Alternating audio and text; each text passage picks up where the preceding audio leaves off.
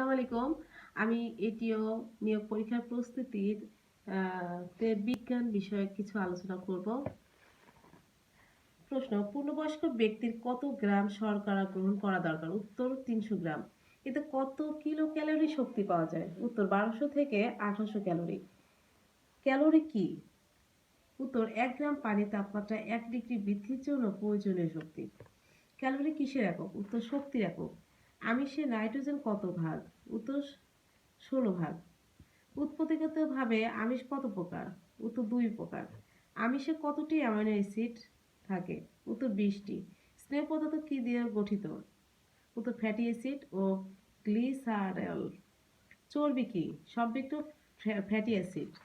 তেল কি? অসম্পৃক্ত ফ্যাটি অ্যাসিড। স্নেহ জাতীয় পদার্থে কোন ভিটামিন থাকে? এ, ডি, ই, কে। 22 ভিটামিনের অভাবে কি রোগ হয়? উত্তর: রাতকানা।